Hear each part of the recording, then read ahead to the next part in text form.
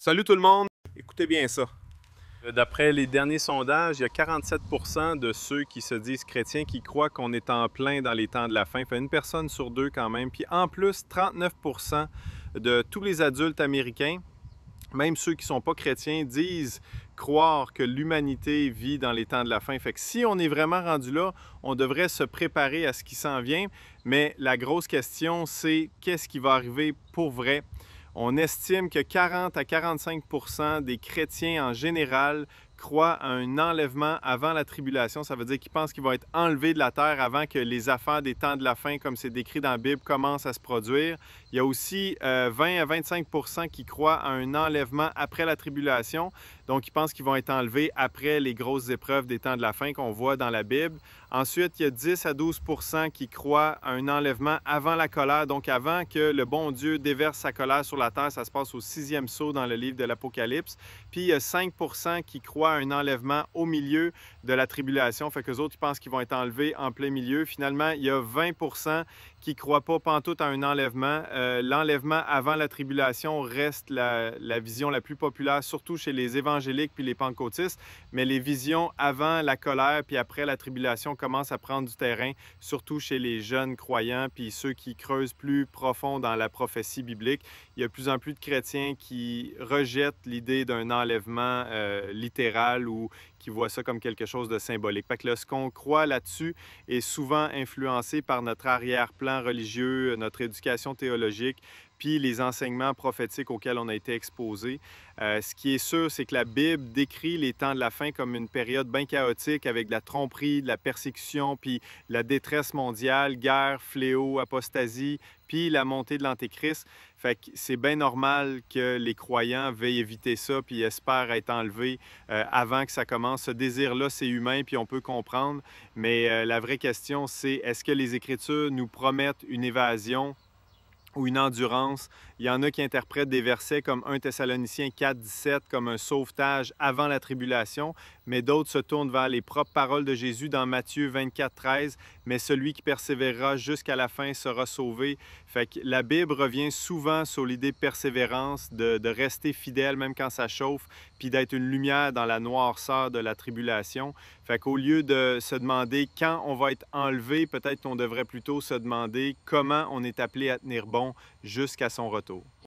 Thessaloniciens 4, 16 à 17, parce que le Seigneur lui-même a un signal donné, à la voix d'un archange et au son de la trompette de Dieu, descendra du ciel, et les morts en Christ ressusciteront premièrement. Ensuite, nous les vivants qui serons restés, nous serons tous ensemble enlevés avec eux sur des nuées à la rencontre du Seigneur dans les airs, et ainsi nous serons toujours avec le Seigneur. Ce verset-là est souvent utilisé pour appuyer l'idée d'un enlèvement, mais dans le fond, ce qu'on voit vraiment, c'est qu'il va y avoir une résurrection des morts. Et ça arrive quand le Messie revient. Soyons francs, ça pourrait bien arriver n'importe quand dans les temps de la fin. Mais on va checker quelques autres versets. 1 Corinthiens 15, verset 52. En un instant, en un clin d'œil, à la dernière trompette, la trompette sonnera et les morts ressusciteront incorruptibles et nous serons changés. Ça parle de la même affaire. Remarquez qu'on ne nous donne pas une heure précise pour la résurrection. On dit juste clairement que ça va arriver. Matthieu 24, 40 et 42. Alors, de deux hommes qui seront dans un champ, l'un sera pris et l'autre laissé. De deux femmes qui moudront à la meule, l'une sera prise et l'autre laissée. Veillez donc, puisque vous ne savez pas quel jour votre Seigneur viendra.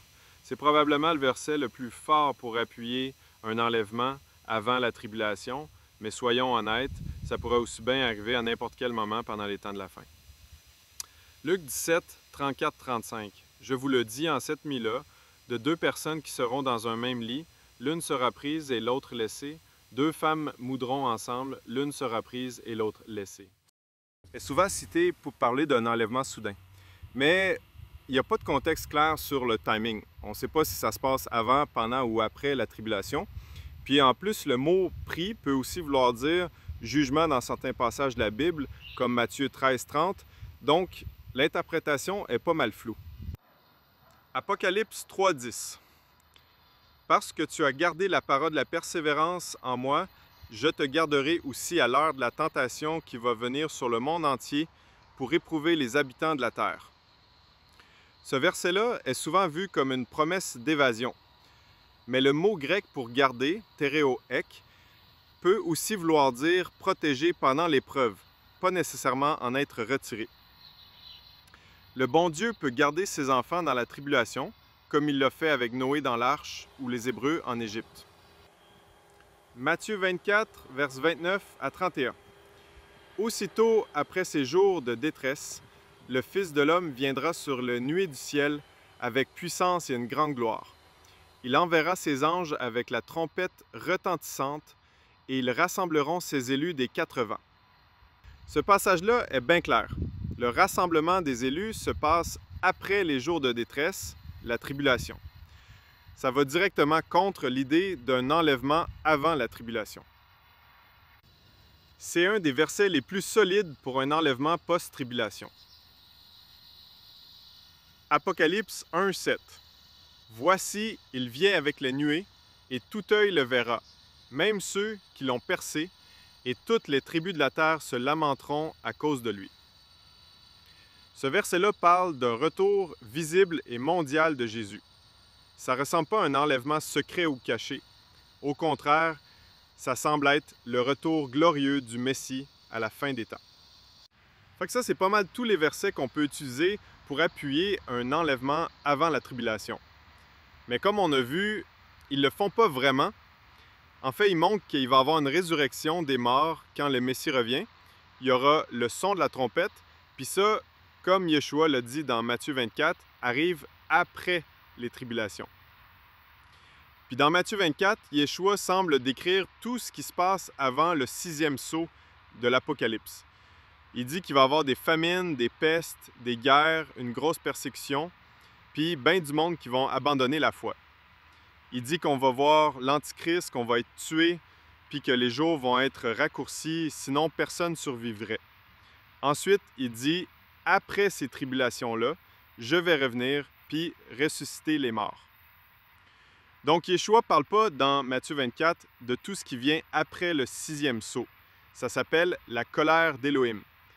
Ces événements-là sont surnaturels puis vraiment intenses. Avec ça en tête, selon Matthieu 24, c'est raisonnable de penser que le retour du Messie se passe autour du 6e sceau. C'est là que l'enlèvement aurait lieu. C'est pour ça que le Messie ne parle pas des plaies qui viennent après, il met l'accent sur la grosse persécution, l'Antichrist puis tout le reste.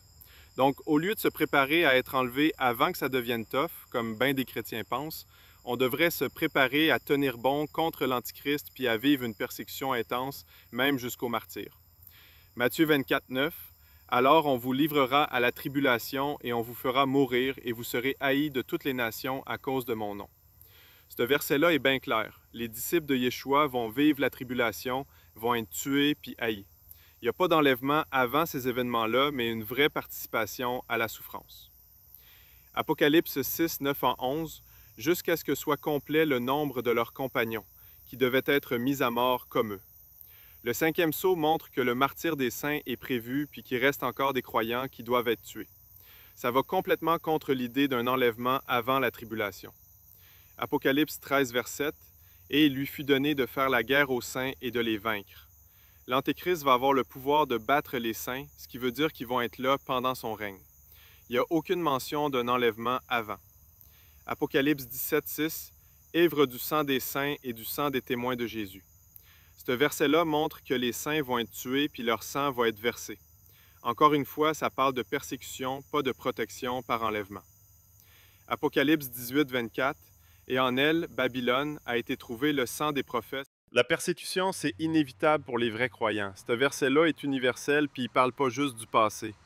Apocalypse 24, « Ceux qui avaient été décapités à cause du témoignage de Jésus. » Les martyrs sont récompensés après leur mort, donc ça confirme qu'ils ont vécu la tribulation puis qu'ils ont été tués pour leur foi.